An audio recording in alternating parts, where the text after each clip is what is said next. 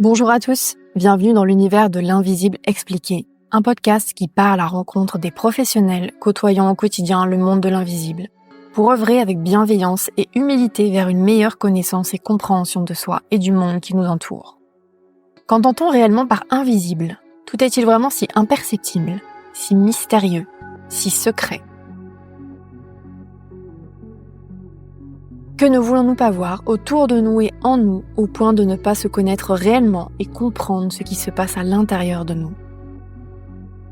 Plonger avec l'invisible expliqué dans un univers qui, pendant longtemps et encore aujourd'hui, a été qualifié de sorcellerie, d'infondé, de superflu, d'imaginaire, pour les plus fragiles ou pour les fous.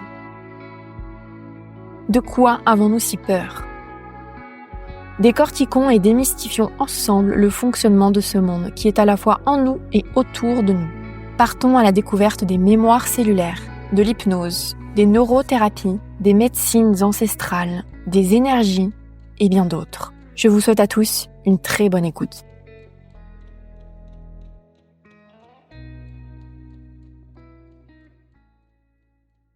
Bonjour Sandrine. Bonjour Sophie. Merci d'être sur le podcast L'Invisible Expliqué. Je suis super contente de te recevoir aujourd'hui à ce micro. Du coup, Sandrine, tu es donc praticienne en Ayurveda et énergéticienne. Si tu le veux bien, dans un premier temps, tu pourras te présenter ce que tu fais brièvement aujourd'hui. On reviendra un petit peu plus en détail sur les pratiques plus précisément, puis ton parcours, ce que tu as pu faire avant ta pratique aujourd'hui et ce qui t'a mené justement à pratiquer ce que tu fais actuellement. Écoute, merci Sophie de m'accueillir. Alors, effectivement, je suis thérapeute en Ayurveda et bioénergéticienne. J'ai pas toujours été cela. Donc, je suis thérapeute depuis maintenant 15 ans à peu près. J'accompagne les gens donc avec l'Ayurveda qui inclut, grosso modo, dans les grandes lignes, des accompagnements assez globaux qui incluent l'alimentation, l'hygiène de vie, les rééquilibrages des routines, des rythmes et également avec les soins qui viennent rééquilibrer directement en travaillant sur le corps et les énergies. Donc voilà, ça c'est un accompagnement que je fais depuis maintenant 15 ans. J'ai pas toujours fait ça, bien évidemment. J'ai commencé une carrière tout à fait classique, de travailler en entreprise, et je m'y sentais pas complètement à ma place. Je m'amusais parce qu'il y avait du défi intellectuel, il y avait des challenges, de gestion de projet, etc., de compréhension de plein de choses.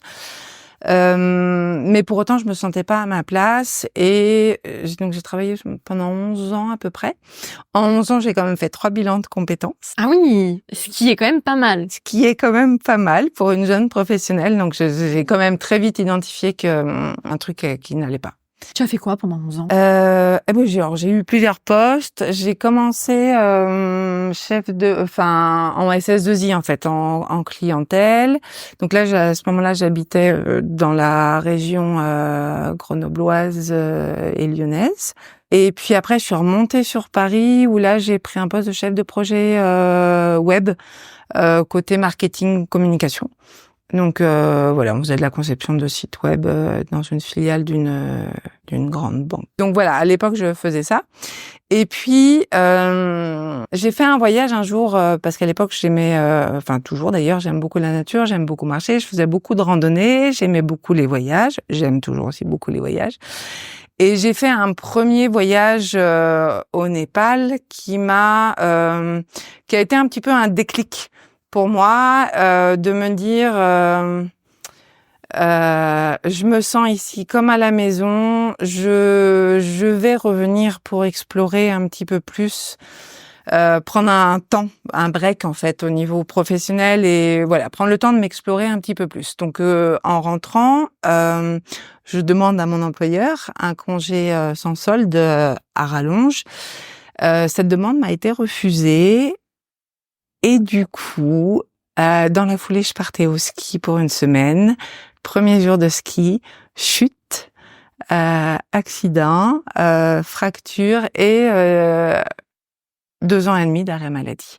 À ce moment-là, j'étais dans mon appartement à trouver des voies pour me soigner, pour récupérer l'usage de mon bras.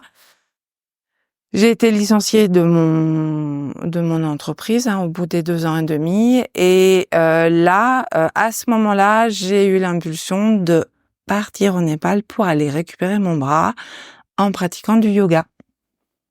Donc j'ai reçu un enseignement assez traditionnel avec un maître que j'allais voir tous les matins et je recevais un enseignement complet, donc pas uniquement de pratique d'asana, mais voilà, un enseignement complet et on passait 2-3 heures tous les jours, tous les matins ensemble, plus ma pratique personnelle. Donc j'ai vraiment pratiqué le yoga en mode thérapeutique qui m'a permis de récupérer mon bras en quelques mois. Enfin, j'ai passé 1 an à ce moment-là. J'ai passé 1 an au Népal et donc voilà, à la fin de l'année, j'avais récupéré quasiment, alors pas à 100%, mais quasiment l'usage de mon bras.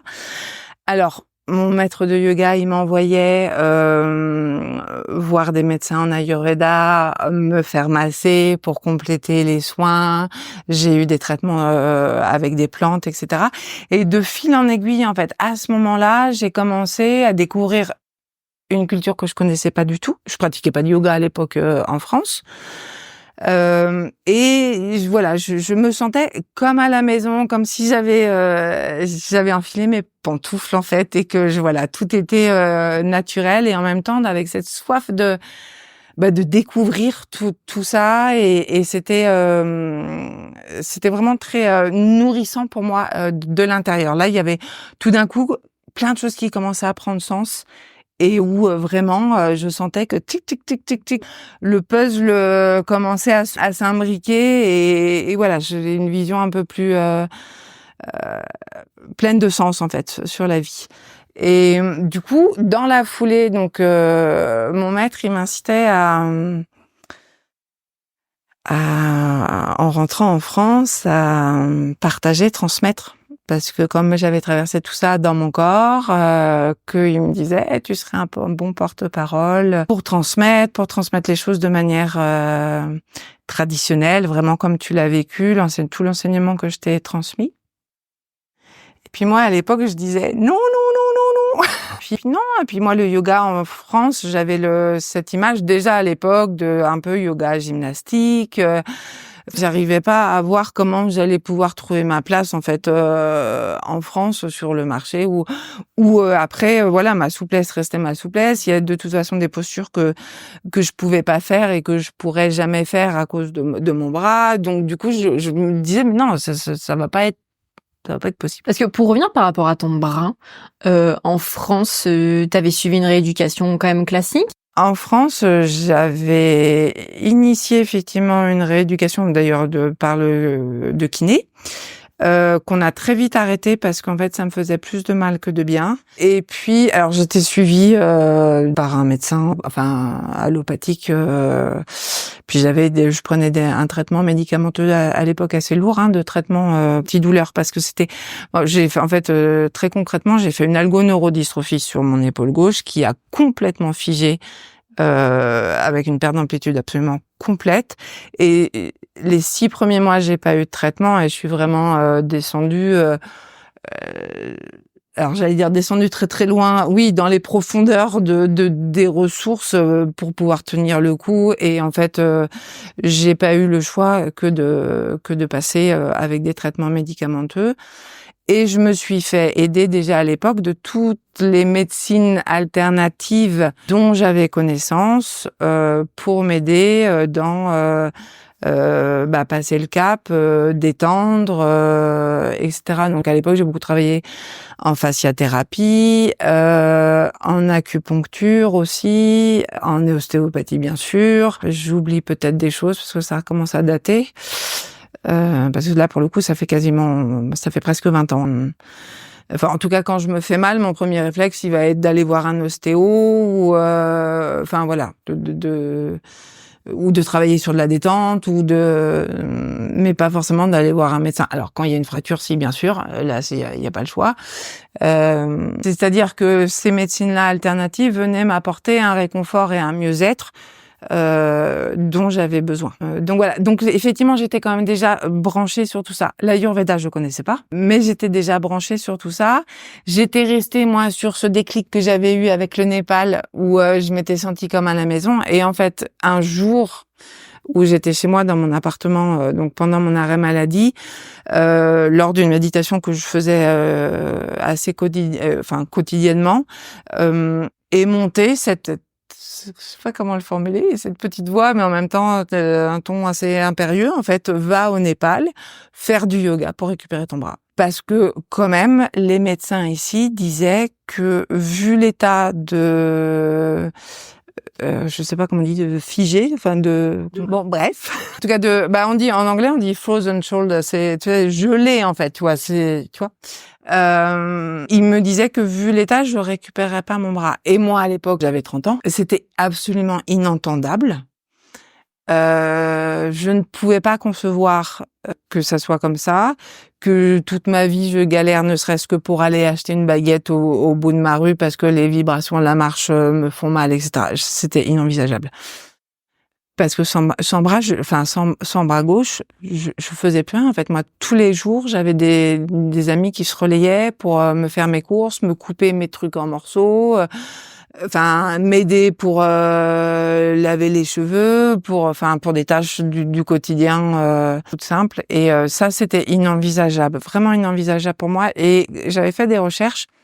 Et il y avait aucune raison que je guérisse pas, en fait. Donc j'ai dit, si je guéris pas, c'est qu'il y a quelque chose qui bloque, c'est que je dois aller chercher quelque chose, que je dois aller comprendre quelque chose, que j'ai des réponses, moi, à trouver pour moi, en moi, voilà. Et que c'est pas en restant là, enfermée dans mon appartement, que je vais les trouver. Donc bien sûr, en 2 ans et demi, j'ai énormément cheminé quand même, 2 ans et demi d'arrêt maladie à 30 ans, la vie s'arrête. Il y a beaucoup de choses qui se sont passées pendant ces 2 ans et demi. Beaucoup. Et donc cette impulsion, cette petite voix là qui m'est venue, et du coup à partir de là, j'ai commencé à regarder ce qui était possible. J'ai commencé à faire des recherches pour voir si je pouvais trouver quelqu'un là-bas qui puisse m'aider sur la voie du yoga pour récupérer. J'ai travaillé beaucoup avec des visualisations aussi. Enfin voilà, je me suis projetée, je me suis projetée au Népal, et j'ai créé ce que j'avais envie de créer en fait. C'est-à-dire que moi, initialement, quand j'avais fait ma demande de congé pour partir là-bas, je voulais faire de l'humanitaire, je voulais, être aussi vraiment en contact avec les populations. Donc là, j'ai dit, je vais allier les deux. Donc j'ai rencontré, donc c'est une association franco-népalaise avec lesquels je suis rentrée en contact, et je suis partie là-bas aussi avec ce projet-là. Donc là, j'ai fait de l'éveil musical dans une maison d'enfants. J'ai habité avec eux pendant 3 mois, puis après je m'étais pris un logement à part. Mais voilà, ça faisait aussi partie du projet en fait.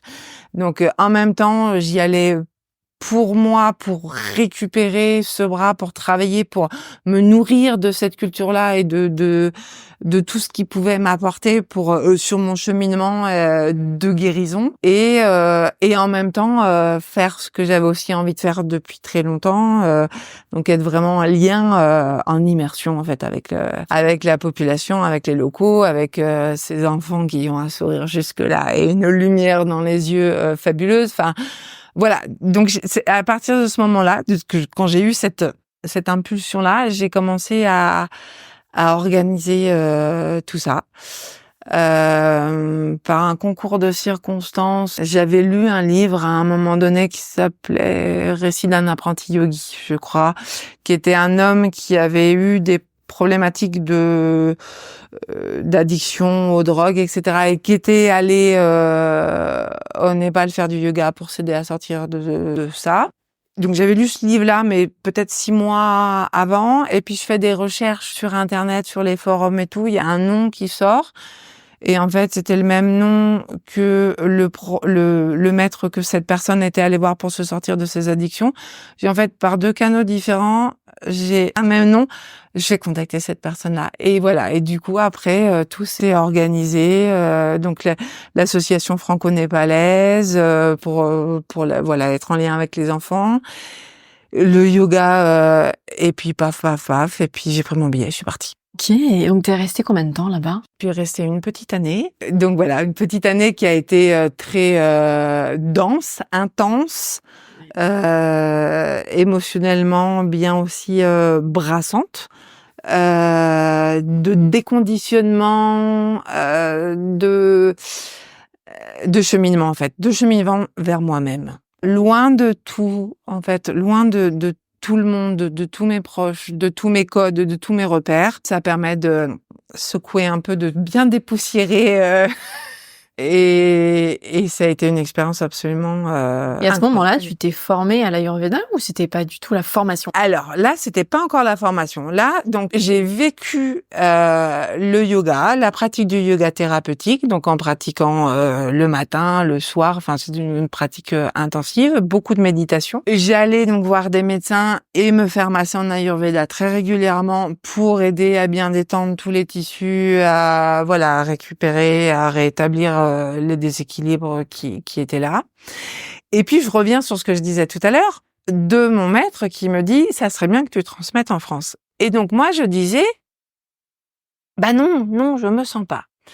Et puis à un moment donné, me suis inscrite à une retraite de méditation, donc méditation vipassana pendant 10 jours en silence. On médite absolument toute la journée de 4h30 du matin à 9h le soir. Et je suis partie et je me fais un break, là, un petit temps de méditation. Et pendant ce séjour-là, je me souviens très bien, donc j'étais un des centres de Katmandou, entourée de Népalais, de Népalaises. On était 4 ou 5 occidentaux, donc on était quand même vraiment principalement des Népalais, des Népalaises. Et donc je fais mon processus. 10 jours en silence. Et là, il y a plein de choses qui se passent encore, plein de choses qui se bousculent en moi. Et en sortant de ces 10 jours, je suis retournée voir mon maître en disant « Ok, j'ai compris ce que tu me dis que je peux transmettre. Je suis ok en fait. J'intègre. Je suis d'accord pour partir dans cette démarche-là. » Et donc à partir de ce moment-là, lui, il m'a vraiment transmis encore plus dans le but que je puisse transmettre aussi. Je suis rentrée encore plus profondément, en fait, dans la culture, dans les enseignements des Védas. Et puis c'est là où du coup j'ai commencé à planifier la suite, à me dire,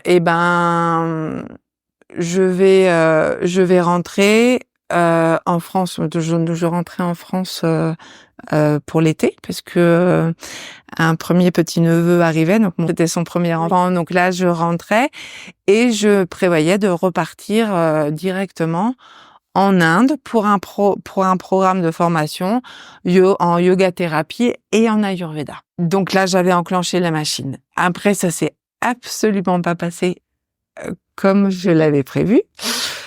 Parce qu'au moment de repartir, en fait, j'ai jamais eu mon visa pour l'Inde. Donc, je n'ai pas pu faire ma formation que j'avais prévu de faire. Moi, mon appartement était en location. J'avais juste mon gros sac de voyage avec toutes mes affaires et j'étais là, et j'ai fait quoi? Donc un petit moment de flottement, de doute aussi en fait, et de vraiment de gros doute, de dire en fait au moment où j'enclenche une nouvelle voie, la porte vient se fermer. Qu'est-ce qui se passe? Est-ce que je me trompe en fait? Est-ce que je me trompe? Je me suis dit à ce moment-là, tu vas pas perdre ton temps. Tu vas pas perdre ton temps, tu vas continuer à pratiquer en fait. Donc là, j'ai continué à pratiquer. Je me suis rendue dans plusieurs ashrams, centres de méditation en France, en Europe, où j'ai continué à pratiquer le yoga. J'ai continué à méditer, j'ai continué mon cheminement en fait. Et ça pendant quasiment 1 an et demi. J'ai vraiment continué et je me suis installée vraiment dans la pratique, dans ce cheminement, dans baigner, voilà, dans tous ces enseignements-là. Et c'est un jour, face à un swami dans un ashram qui était en face de moi au moment du dîner, qui me pose plein de questions et que je lui posais plein de questions et en fait je me suis sentie comme et je sentais en fait que ça rentrait à l'intérieur de moi. La nuit suivante, je n'ai absolument rien dormi, mais de cette nuit-là est née de nouveau une certitude, une pulsion. Eh ben, je peux pas partir en Inde pour le moment, c'est pas grave. Je vais trouver une formation en Ayurveda en Europe, en France, en Europe. Et puis, je vais commencer comme ça. Et puis, c'est pas grave. Ouais. Oui, ça a été comme un électrochoc. Oui, voilà, c'est ça. Et puis, oui, c'est ça. Et puis, qu'est-ce que tu veux faire? Et puis, moi, j'étais, dans ma pratique, j'étais dans l'ici et maintenant. Je me projetais pas. Je me laissais aussi porter, en fait, par tout ce qui était. Et je pense qu'à un moment donné, c'était bien qu'il y ait un petit peu cet électrochoc, c'était doux quand même, hein. Mais en tout cas, moi, c'est venu me titiller et relancer cette impulsion-là, dire, en fait, c'est pas grave, continue ton chemin. Tu voulais te former en Ayurveda, forme-toi, tu vas trouver une formation ici, et puis après, tu verras. Ouais. Voilà. Et un jour, donc, j'ai commencé ma formation en France. J'avais hésité avec l'Angleterre, mais finalement, j'ai fait en France. Et puis un jour, j'ai refait une demande de visa et là, j'ai pu commencer à partir en Inde. Donc après, je me suis formée en même temps ici, en même temps en Inde, et à cette époque-là, je vivais vraiment entre les deux pays. Je partais 6 mois en Inde, je revenais, je repartais. Donc j'ai fait ça pendant quelques années. Voilà, donc pour continuer la pratique, recevoir les enseignements. Et en fait, quand j'étais en France, je pratiquais. Quand j'étais en Inde, je pratiquais pour moi. Et je recevais des formations, des enseignements. Donc voilà, c'était vraiment une alternance. En fait, là, tu sais, à l'automne, quand la lumière commence à baisser, moi, je m'envolais. Et puis en Inde, quand il commence à faire trop chaud, je revenais. Ça va, pas trop mal. C'était très bien. Oui, donc au final, quand tu as voulu relancer le sujet en France, ça s'est aussi débloqué pour l'Inde, quoi. Oui, mais parce qu'en fait, il fallait que je change de passeport. À l'époque où moi j'ai été au Népal, c'était encore un peu la guerre civile avec les maoïstes, etc. J'y avais passé beaucoup de temps et bon, voilà, peut-être ils ont supposé que j'aurais pu être un problème. Bref, peu importe en tout cas. À partir du moment où j'ai changé mon passeport, j'ai fait refaire un nouveau passeport qui était vierge de tout tampon, de tout là. Et là, j'ai pu partir. Et après l'Inde, la découverte de l'Inde. Hein, donc ouais, on n'a jamais fini de découvrir l'Inde. On n'a jamais fini d'apprendre et de découvrir avec l'Ayurveda parce que c'est un apprentissage de l'humain, de la vie. Et c'est sans fin. J'ai toujours des prises de conscience et des compréhensions qui se font. C'est vraiment l'observation de la vie. Et c'est au quotidien et c'est jour après jour et pas après pas, étape après étape. Donc voilà. Ok, beau parcours. Hein. C'était un parcours hyper riche, quoi. À la fois pour toi et d'enseignement, quoi. Oui. Et c'est pas fini. Parce que ça s'arrête jamais et que je crois que vraiment je suis animée de ce feu de découverte, de compréhension et de cheminement vers l'humain en fait, de manière générale et globale et voilà dans le grand sens du terme. Ouais. Et donc c'est sans fin et c'est chouette. Et alors justement l'Ayurveda, pour ceux qui connaissent pas du tout, est-ce que tu pourrais nous dire que c'est? Alors, l'Ayurveda, pour ceux qui connaissent pas du tout, et pour faire rapide et clair, c'est pas si simple que ça. Mais en gros, on fait partie de l'univers. On n'est pas extrait. On est incorporé et inclus. Et on est géré par des éléments, par des énergies qui gèrent les éléments, comme tout. Et chaque chose a une incidence. Chaque chose est interreliée. Et on ne peut pas considérer que là où je vis, comme je vis, avec les rythmes avec les rythmes de vie, avec les mouvements que je fais, que ça ne peut pas avoir d'impact, en fait. Voilà. C'est vraiment, du coup, une prise, une observation, si tu veux, des différents éléments, des différents mouvements des énergies qui gèrent ces différents éléments. Et c'est d'aller observer comment ça bouge, qu'est-ce qui se passe quand je fais ça, qu'est-ce qui se passe quand je fais ça. C'est vraiment moi j'ai souvent l'habitude de dire que c'est une grille de lecture. Il y en a d'autres qui sont tout aussi valables. Bon, moi c'est celle que j'ai choisie. Donc c'est une grille de lecture qui te permet de cheminer vers une plus grande conscience, en fait, de tout, mais y compris de gestion de la matière pure et dure, en fait. Hein, bien sûr, de tout, au niveau psychologique, émotionnel, spirituel.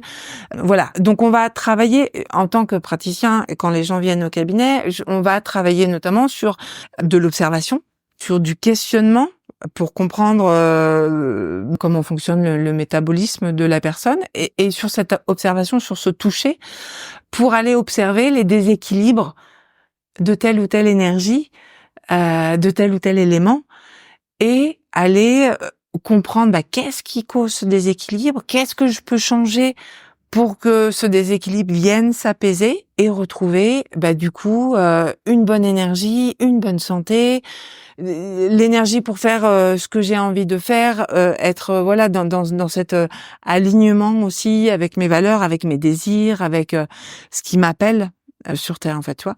Donc ça peut être très concrètement les gens qui viennent me voir au cabinet, ils viennent me voir pour plein de raisons. Ça peut être des gens qui sentent que ils mangent de manière que ça leur convient pas complètement, et du coup veulent faire un bilan complet pour aller regarder leur dosha. Leur dosha, tu dis. Les doshas, c'est les énergies qui vont gérer les éléments. Donc on a 3 doshas, donc 3 forces intelligentes, 3 énergies qui vont gérer l'éther, l'espace, l'air, le feu, l'eau et la terre. Donc la première, un des doshas qui s'appelle qu'on appelle Vata dosha, qui va gérer l'éther et l'air. Pitta dosha qui va gérer le feu et l'eau, et Kapha dosha qui va gérer l'eau et la terre. D'accord? Et donc en fait, nous on observe, on regarde, on observe. Et est-ce que tu es d'accord, par exemple, que quand il y a trop de feu, on va chercher à le réguler, parce que trop de feu, ça fait quoi? Ça crame. Quand il y a trop d'air, il y a trop d'air, il y a trop de dispersion, il y a trop de mouvements dans les pensées, il y a trop de mouvements erratiques. Enfin, les rythmes ne sont pas calés, voilà. Et quand il y a trop d'eau, trop de terre, il y a trop de matière, il y a de l'inertie, il y a de l'empêchement. Hein. Donc on va observer tout ça et on va chercher à rééquilibrer. En fait, il y a un ou deux mots qui peuvent vraiment caractériser ma pratique, d'ailleurs ma pratique globale, hein, donc les outils de l'Ayurveda, des soins énergétiques et de BBA, donc une méthode, c'est par là qu'on s'est connus d'ailleurs, donc Bye Bye Énergie, on en parlera après, mais tous ces outils-là qui sont les miens, en fait, visent à rééquilibrer, à harmoniser. Quel que soit le plan, que ça soit sur le plan physique, que ça soit sur le plan émotionnel, que ça soit sur le plan du mental ou spirituel, on va chercher à rééquilibrer, à harmoniser pour que l'énergie circule, pour que ça soit fluide, pour qu'il n'y ait pas d'excès d'eau, de feu, d'air, et pour que cette harmonie permette de se sentir bien, de se sentir allant, de se sentir comme à sa place dans la vie, dans son rayonnement, d'être en train de faire l'expérience que je suis là censée faire avec mes compétences, avec mes dons, avec mes talents, etc., etc. Et c'est vraiment une voie de connaissance de soi. C'est-à-dire que s'il y a quelqu'un qui est plus de nature kapha, et qui fait un métier qui est plus en lien, je dis n'importe quoi, avec la communication, on va lui demander une créativité débordante, peut-être qu'il va être un peu en stress. alors que s'il faisait un métier qui était plus en lien avec sa nature profonde, eh ben il se sentirait déstressé et beaucoup plus à sa place dans tu vois, c'est très global et les problématiques sont vraiment très différentes et en même temps c'est toujours finalement une problématique d'équilibrage et d'harmonisation, de libération aussi de ce qui est stocké, de ce qui est pas digéré, donc globalement on peut dire harmonisation, rééquilibrage. Et quand tu dis justement ces déséquilibres, tu les ressens, tu les vois à partir de... Parce que tu parlais de points aussi. Alors tu les observes, tu les vois, de la gestuelle, des couleurs de ton corps, de la forme de ton corps, Après, il y a des fois, je suis vraiment obligée de te poser des questions pour ton métabolisme, puisque je ne vois pas tout, je ne vois pas l'intérieur de ton corps. Mais ça, je peux le sentir, par contre, parce qu'il y a aussi, en Ayurveda, donc on travaille avec l'alimentation, avec les plantes pour équilibrer, avec l'hygiène de vie, la routine de vie, le mouvement, et les soins et les massages. Et à ce moment-là, là, dans le massage, on est dans le toucher. Donc, ce toucher-là permet aussi de ressentir. Donc, il y a du toucher et du toucher plus subtil, énergétique, qui va aller permettre de libérer aussi des choses en profondeur pour aider en fait. D'accord, oui. Puis toi aussi te permettre une bonne lecture du coup de... Oui, une bonne lecture. Je sais pas s'il y a de bonnes lectures. En tout cas, il y a des grilles de lecture qui permettent un certain type de lecture. J'imagine, je peux pas être dans la peau des autres personnes, mais qu'en fait, il y a tant de praticiens en Ayurveda et ça fait tant finalement de types de soins différents. Un même massage que deux praticiens ont appris, ça va pas faire la même chose, le même rendu, mais comme ne serait-ce que faire une recette de gâteau, en fait, la même recette faite pas de deux personnes, ça donnera deux gâteaux différents. Et puis en fait, c'est tellement en lien avec la conscience la conscience qui est aussi la nôtre et nos problématiques à nous en fait aussi. Donc j'ai envie de dire la grille de lecture de l'Ayurveda est assez universelle, mais elle est c'est ma grille de lecture par rapport à moi qui je suis. Donc ma manière de toucher va être différente d'une autre personne. Une personne qui va être très vata ou qui va être très kapha, donc ça va donner deux touchés différents. On n'a pas la même manière de toucher, de rentrer en contact, donc ça va donner des soins différents qui ont toujours le même objectif de rééquilibrer. Mais voilà, mais oui, ça permet une lecture. Ce toucher-là permet une lecture tangible et non tangible, puisqu'on touche aussi le subtil. Et moi, je lis avec ce que je suis à aujourd'hui. Les soins que je faisais il y a 10 ans ne sont plus les mêmes que ceux que je fais aujourd'hui et ça va continuer à évoluer avec mon propre cheminement, ma propre évolution, en fait. Donc voilà, c'est mouvant en permanence. Donc je sais pas si c'est une bonne lecture, mais en tout cas, c'est une lecture qui est la mienne et qui a toujours dans cette intention d'être dans le rééquilibrage pour l'autre et d'être dans un toucher juste, quelque chose qui est juste. Après, j'ai pas toutes les réponses, bien évidemment. Il y a des sujets pour lesquels j'ai pas de réponse et il y en a pour d'autres j'ai des réponses et des évidences. Voilà. Après l'Ayurveda c'est quelque chose, c'est une science, un art de vivre, mais qui remet la personne vraiment dans sa responsabilité. C'est-à-dire que juste pour un exemple, j'ai des douleurs d'acidité d'estomac par exemple. Si tous les jours je consomme des aliments qui vont générer ça et que je ne veux pas changer ça, et je veux juste ne plus ressentir ça, à un moment ça va coincer. C'est-à-dire qu'en Ayurveda, comme on va aller chercher la cause de ce qui génère ça, si je change pas la cause, je change pas le résultat. Donc ça c'est en toute logique. Voilà. Et c'est là où, des fois, ça peut demander des remises en question, en fait. Des remises en perspective de, moi, comment je gère ma vie, comment je gère mes émotions. Est-ce que je suis à l'écoute de mes rythmes? Est-ce que je suis à l'écoute de ce qui se passe pour moi? Ou est-ce que, au contraire, non, je veux rien entendre. Donc, mais c'est très intéressant parce qu'en fait, le pouvoir, il est en chacun de nous.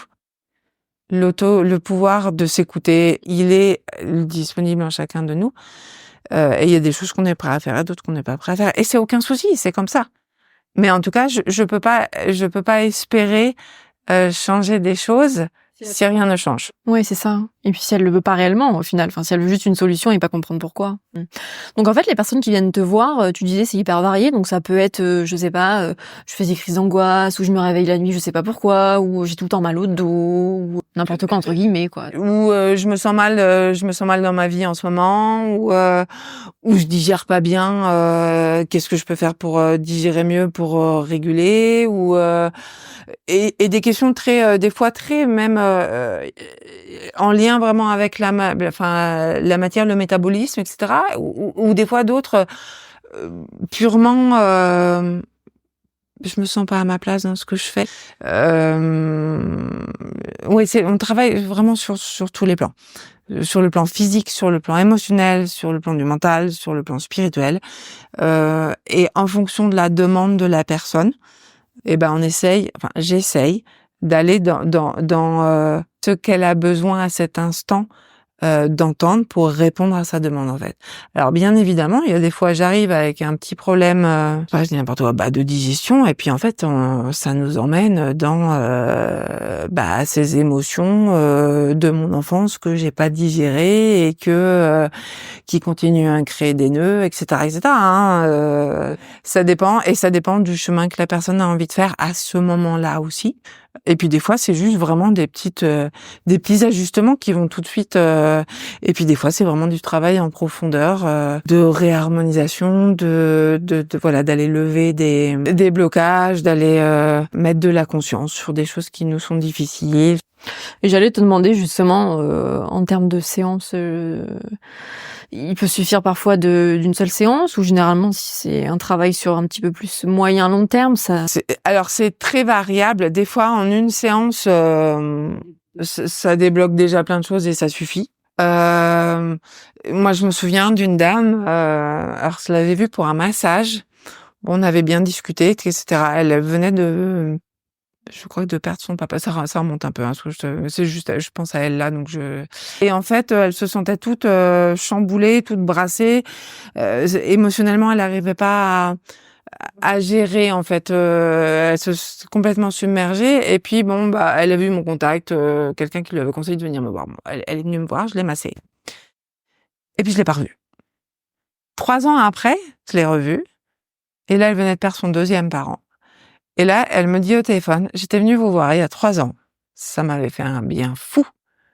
Et là, je viens de perdre mon 2e parent, donc j'ai besoin de venir vous voir. Et en fait, on sait pas, je l'ai vu qu'une fois, mais je sais pas, moi, que ça lui a fait du bien comme ça. Je sais pas.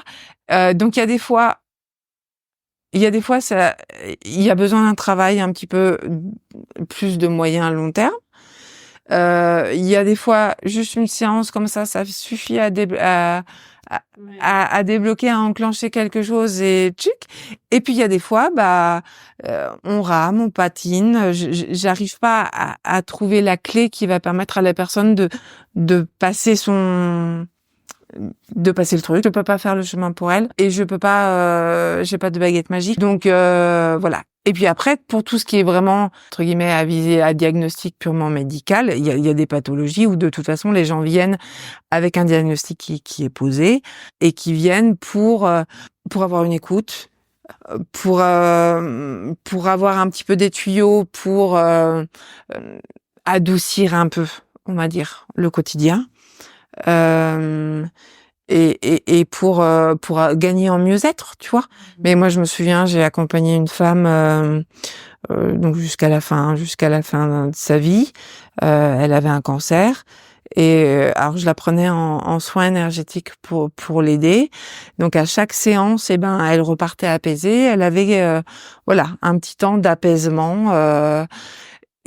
Ça l'aidait à tenir le choc. C'était une jeune maman, elle s'apprêtait à partir, à dire au revoir à ses 2 enfants. Voilà, il y a des choses qui étaient difficiles. Et bien sûr que je vais pas l'aider dans la guérison à proprement parler, sur le plan physique en tout cas, de son cancer. Mais par contre, sur d'autres plans, oui. Je vais l'aider à être plus apaisée, à trouver le départ un peu moins douloureux et à se préparer pour son départ. Tu vois, c'est un exemple. Donc voilà, c'est hyper varié et ça peut être juste je dors pas bien la nuit, ça peut être juste je digère pas bien, ça peut. Et question toute bête, mais tu vois, moi qui ai eu par exemple un peu d'acné quand j'étais jeune, enfin je dis un peu mais pas mal, un jeune qui a de l'acné, il peut venir te voir? Est-ce que ça peut jouer l'Ayurveda sur l'acné, sur l'alimentation, enfin tu vois, sur tout ça? L'acné, oui, tu peux jouer avec l'alimentation, avec aussi un petit peu un peu de détox et puis en soins énergétiques aussi pour après il y a accompagner le changement hormonal ça dépend, mais ça peut être peut-être d'accompagner aussi un petit peu avec des plantes ou avec des épices pour aller soutenir le feu pour équilibrer un petit peu des choses, mais je te réponds là. Globalement, mais évidemment, c'est pas un cas précis, mais ok, mais en tout cas, ça peut avoir une pertinence, quoi. Bon, si j'avais su. Tout à fait. J'en ai plus aujourd'hui, mais fut un temps. Ok. Et du coup, tout à l'heure, on a vaguement évoqué le sujet bye bye allergie. Alors, c'est une pratique, effectivement, à la base, je t'ai contacté par rapport à ça, parce que je souhaite reprendre les séances, et c'est une pratique, du coup, que j'ai pu, vivre auprès d'une autre praticienne quand j'étais pas dans la région à l'époque, que tu vas nous présenter. Et en fait, j'en ai constaté les bienfaits sur moi, mais aussi sur une personne très très proche de moi, une copine, très clairement, et une ancienne collègue de travail qui avait deux soucis complètement différents. Une, donc l'amie qui est toujours très proche actuellement de moi, qui elle avait des gros soucis on lui a dit qu'elle avait l'intestin irritable, tout simplement. Après une batterie d'examens, on sait pas quoi vous donner, vous avez ça, et malheureusement, on peut rien faire pour vous, en fait, concrètement. Ça l'handicapait complètement dans sa vie de tous les jours. C'est des grosses douleurs, et même pour son quotidien. Et une ancienne collègue de travail qui m'a fait connaître la pratique, elle, pour le coup, rien à voir. C'était pour des douleurs, des très très grosses douleurs qui l'a paralysée pendant son ovulation. Rien à voir. Mais vraiment, elle ne pouvait rien faire, quoi. Et pas pendant ses menstruations, pendant l'ovulation. Et du coup, elle avait entendu parler de cette méthode-là, et pareil, après une batterie d'examens gynécologiques, etc., ils savaient pas trop quoi faire et quoi lui dire et quoi lui donner, et donc elle s'était tournée vers cette pratique-là. Donc voilà, juste pour le petit historique par rapport à ça. Mais du coup, donc tu es praticienne aussi Je suis praticienne aussi dans cette méthode Bye Bye Allergie, qu'on appelle BBA en raccourci. Donc, je me suis formée il y a quelques années parce que dans ma pratique, je voyais que dans le cas de vraiment d'intolérance, d'allergie, j'arrivais pas à débloquer suffisamment en fait le terrain chez les personnes que j'avais en suivi. Et du coup, je dis il me manque un outil en fait. Il me manque un outil. Et BBA est arrivé sur ma route, pareil, plusieurs personnes qui m'en parlent, etc. Je me dis, c'est peut-être ça qu'il me faut comme outil en plus. Donc c'est vraiment un outil, encore une fois, qui est énergétique, c'est vraiment du traitement énergétique, et on va aller encore une fois rééquilibrer et harmoniser. En fait, on fait un reboot du système par rapport à des fioles, en fait, par rapport à comment je vais formuler les choses correctement.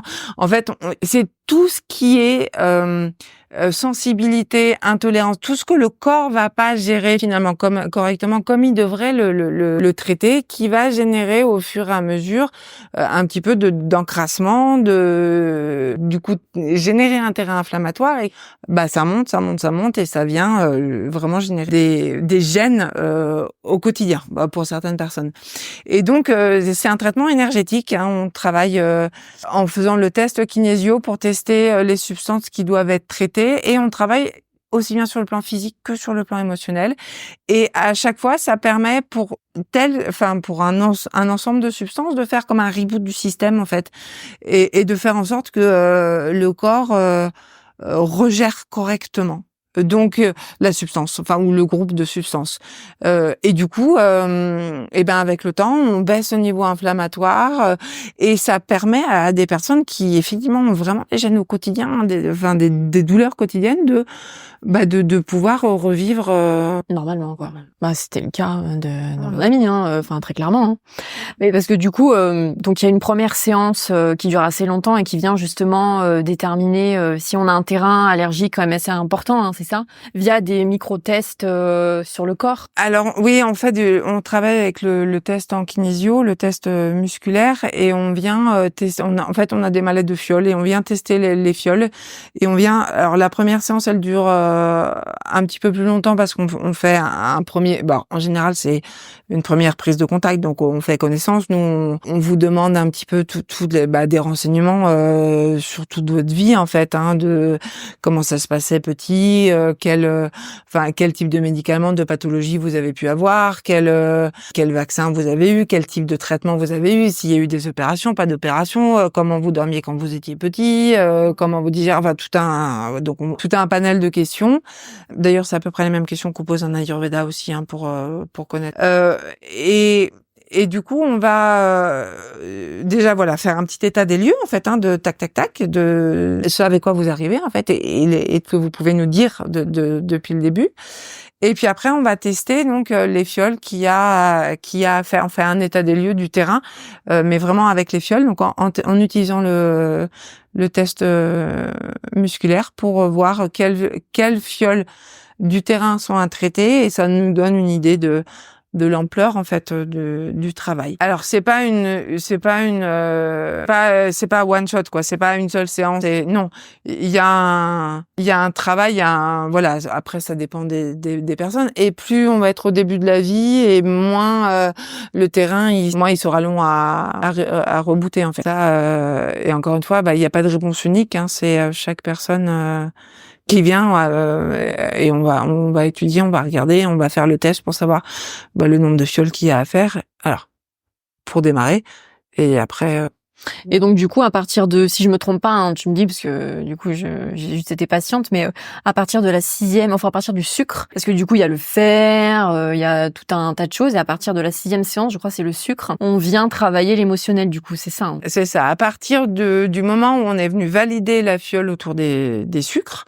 À ce moment-là, il y a quand même quelque chose, ça commence à être suffisamment stable et on commence à rajouter, donc ça rajoute pas des séances, mais on incorpore le travail émotionnel à chaque séance. En fait, c'est pareil, ça fait des reboots et on s'en rend pas complètement compte. En fait. Et c'est pareil, les fioles qu'on va traiter, alors parce qu'on a eu des entretiens, parce que je vous ai fait parler un peu, moi j'ai des idées de tac de ce qu'il y a à faire, mais je vais de toute façon toujours aller valider avec le test musculaire, est-ce que c'est bien à faire, ou pas. Et c'est vraiment très intéressant, parce qu'en fait, et puis c'est subtil, quand on avance, on se dit, mais tiens, là, avant, dans cette situation, j'aurais réagi de cette manière-là, et là, pas du tout. Je me sens beaucoup plus apaisée, en fait. Je même pas en colère de la même manière. Et en fait, de fil en aiguille, il y a vraiment des choses qui s'apaisent de manière intéressante. Je peux confirmer, pas pour mon cas, parce que du coup, je suis arrêtée au sucre, il faut que je continue, mais pour mon amie, elle a fait, je crois, elle avait un gros terrain, à ce niveau-là. Celle qui avait du coup le côlon irritable. Je crois qu'elle a fait plus d'une 20aine de séances sur un an et demi. Mais elle-même, elle le dit, ça l'a énormément apaisé, ça l'a complètement, ça l'a aussi changé au niveau de, comme tu disais, sa manière de réagir face à différentes situations de la vie, quoi. Pas du coup uniquement un bénéfice physique qui a été un soulagement sans nom pour elle, très clairement, mais aussi face à la vie, quoi. Comment elle allait réagir ou pas. Ah non, mais tout à fait, mais c'est hyper intéressant quand on travaille sur tous ces aspects-là, sur tous ces aspects émotionnels, parce qu'en fait l'émotionnel, il a quand même un impact. Là, pour le coup, je trouve que c'est une méthode, pour l'avoir vécu, c'est hyper parlant à ce niveau-là, quoi. C'est hyper parlant. Ouais. Donc voilà. Et ça, c'est une méthode, du coup, qui est très, j'ai envie de dire, très structurée, très, binaire même, oui, non, on y va pas, on y va, et puis on avance, quoi. Séance après séance. Donc, effectivement, il y a des gens qui peuvent avoir besoin de faire, plus d'une 20aine de séances. Ça va dépendre. Mais c'est à voir. Il n'y a pas d'impératif de timing, donc ça peut être fait au fil de l'eau. Et alors la particularité pour ceux qui nous écoutent, c'est donc une fois qu'on a fait une séance, par exemple le sucre, ou alors le fer, parce que le fer c'était un peu pénible. En fait, du coup, après la séance, une fois qu'on a eu la fiole dans la main et qu'on a fait les tests musculaires, le travail énergétique, etc., on rentre chez soi et pendant, je crois, 25 heures ou 24 heures. 25 heures, ouais. Voilà, on peut plus toucher tout ce qui en fait correspond à la matière du fer, quoi. Et je me souviens, ça c'était pas évident. Ça, c'est le fer qui t'a marqué. Il y a des séances où l'éviction peut être un petit peu est plus ou moins facile à mettre en place. C'est une question d'organisation et d'habitude. Oui, c'est ça. Et puis à chaque fois, je vous réexplique bien qu'est-ce qu'il y a à mettre en place. Et puis vous avez un petit manuel en fait qui vous accompagne tout au long du processus, ouais. Et qui vous explique bien pour chaque séance que vous pouvez toucher ou manger en fait. Il y a le toucher et le manger. Et le manger, ouais, complètement. Oui, 25 heures, c'est le temps que le corps assimile la séance. C'est le temps que le corps. C'est le temps de faire le tour de tous les méridiens et de faire le tour de tous les systèmes en fait. En tout cas, c'est une méthode, pour le coup, qui est vraiment géniale sur plein d'aspects. Écoute, Sandrine, je sais pas si t'as un dernier petit mot ou pas spécialement partagé, mais en tout cas, c'était hyper enrichissant. Ouais, en tout cas, merci beaucoup de cette proposition. Merci à toi d'être venue et d'avoir partagé ton parcours de vie, mine de rien. Je t'en prie. Merci à toi. Merci pour votre écoute. J'espère que cet épisode vous aura plu et appris de nouvelles choses. Si vous souhaitez témoigner d'une histoire personnelle ou de votre parcours professionnel en lien avec ce podcast, n'hésitez surtout pas à m'écrire sur l'invisibleexpliqué.podcast@gmail.com. L'adresse est en description. Si vous souhaitez également me soutenir, je vous invite à laisser un commentaire, à liker et surtout à partager ce podcast. C'est le meilleur moyen de le faire grandir et pour ça, je vous en remercie. À très vite dans un prochain épisode.